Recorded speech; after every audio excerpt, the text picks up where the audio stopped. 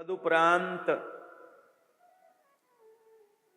समुद्र मंथन की कथा कहते हैं। भाई एक बार राक्षसों का प्रभाव बढ़ गया, देवता फिर नीचे चले गए। ये ऊपर नीचे चलता रहता है भाई, जैसे अपने सरकारें बदलती रहती ना, ऐसे वहां भी कभी वो ऊपर, कभी ये नीचे, कभी वो नीचे, वो ऊपर, ऐसे चलता है। तो देवताओं ने सोचा कि अब वापिस अपना वैभव प्राप्त करने के लिए क्या करें। तो सब देवता ब्रह्मा जी के पास जाते और फिर वे कहते कि समुद्र का मंथन करो, समुद्र में से अमृत निकलेगा, उस अमृत का पान करके आप भी वापिस अपनी राज्य सत्ता पा सकते हैं। तब भैया देवता सब दानव मिलके समुद्र का मंथन करते हैं। जब समुद्र का मंथन करते हैं तो समुद्र में से सबसे पहले भैया कालकूट विष निकलता है। विष जब निकलता है तो कोई उस विष को ग्रहण करने के लिए तैयार नहीं। तब भगवान शिव को प्रार्थना करते हैं। तब भगवान शिव भैया परोपकार का विचार करके और भगवान की इच्छा समझ के उस विष को धारण करते हैं।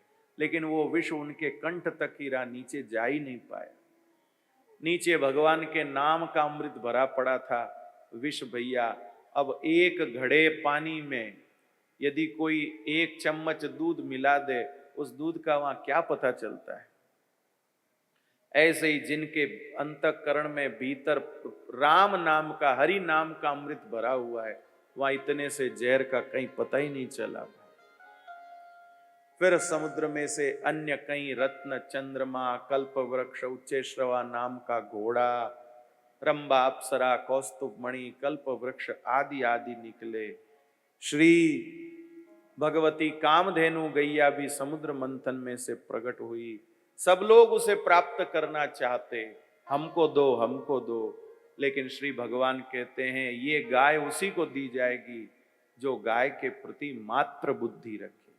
फिर उसके बाद समुद्र में से भगवती महालक्ष्मी का प्राकट्य हुआ, जिन्होंने भगवान नारायण के कंठ में माला प्रदान करके अपने को उनके दासी स्वीकार किया। ठाकुर जी ने उनको अंगीकार किया।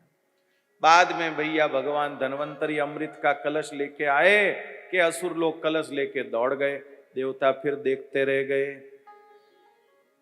तब भैया भगवान ने फिर मोहिनी अवतार लिया।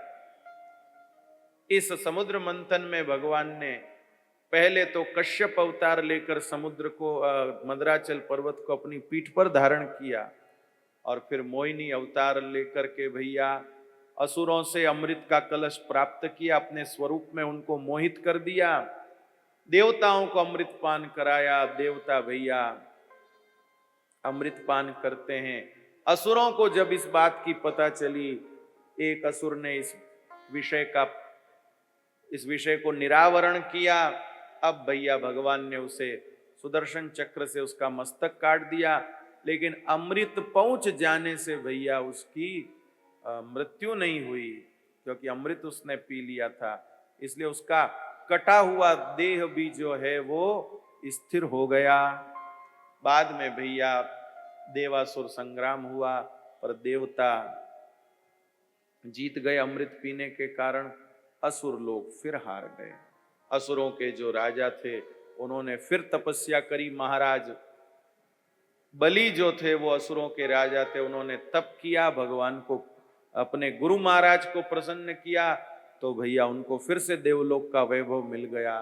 देवताओं की माता अदिति ने भी व्रत किया, कश्यप ऋषि ने उनको आशीर्वाद दिया।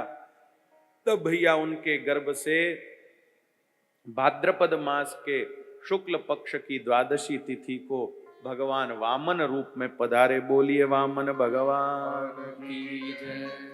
राजा बलि की यज्ञशाला में भगवान वामन गए, और राजा बलि की यज्ञशाला में जाकर वामन भगवान ने दर्शन दिए। राजा बलि चरणों में आके प्रणाम करता है। भगवान वामन के स्वरूप से बड़ा प्रभावित हुआ।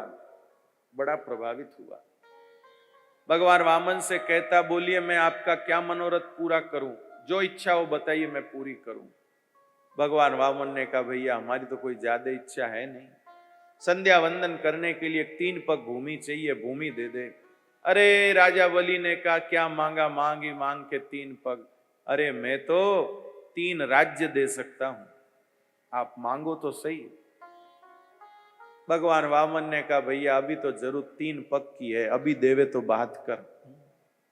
आपको जोरों की भूख लगी हो और कोई कहे हम तो आपको 56 भोग जिमा सकते हैं, अरे हम तो आपको अमुक विशेष स्थान का व्यंजन ला सकते हैं, अरे भाई अभी तू दाल रोटी तो दे।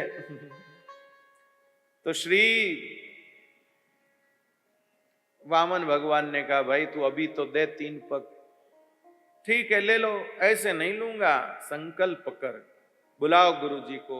शुक्राचार्य जी को बुलाया, पर शुक्राचार्य जी ने देखते ही कहा ये तो छलिया विष्णु है, तू कहां इसकी बातों में आ रहा है, छोड़ दे, मना कर दे, ये सब कुछ ले जाएगा। अब राजा बलि कहते गुरु जी मैंने तो हाँ भर दी है, मैंने तो कह दिया मैं दूंगा, अब मैं पीछे नहीं हट सकता, अब मैं पीछे नहीं हट सकता। बोले पीछे नहीं हटेगा तो इस जगह से ही हटना पड़ेगा। आओ राजा बलि कहता हटेंगे तो हटेंगे, पर भैया देने का कह के अब पीछे नहीं हटेंगे। गुरुजी आप भी तो देखो आपके चेले को कितना बड़ा मौका मिला है, जो सारे जगत को देता है वो आज मेरे पास मांगने के लिए खड़ा है, इस मौके को छोड़ दूंगा नहीं गुरुजी, मैं दूंगा।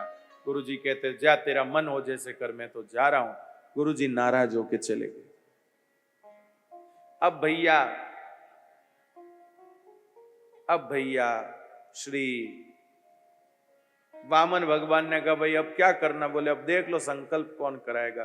ठाकुर जी कहते भाई थोड़े टाइम के लिए मैं ही तेरा पुरोहित बन जाता हूं, और संकल्प आदि तो मुझे इतना तो मुझे भी आता है, ले चल संकल्प कराता हूं।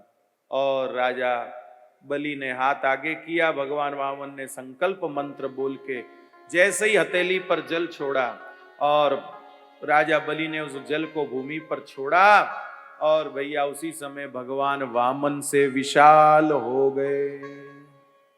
भगवान वामन से विशाल हो गए। अपने प्रथम चरण से ऊपर के सब लोग नाप लिए, दूसरे चरण से नीचे के सब लोग नाप लिए, और अब ठाकुर जी कहने लगे बता मैं तीसरा कहां पर रखूं। अब राजा बलि कहता मेरे पास है ही क्या जो अब मैं तीसरा कहां रखूं। अब राजा बलि ने कहा जब सब कुछ इन्होंने ले लिया है तब ये अपना शरीर रख के क्या करना है। राजा बलि मुकुट उतार करके अपना मस्तक ठाकुर जी के चरणों में झुका देता है, और श्री ठाकुर जी अपना चरणारविंद राजा बलि के माथे पर रखकर उसे भी स्वीकार कर लेते हैं। ऐसा अद्भुत अनुग्रह भगवान वामन ने राजा बलि के ऊपर किया। कृपानाथ भगवान वामन राजा बलि को गले लगा लेते हैं और राजा बलि से कहते हैं तुम्हारे जैसा अपना सब कुछ देने वाला न आज तक हुआ न आगे होगा भाई।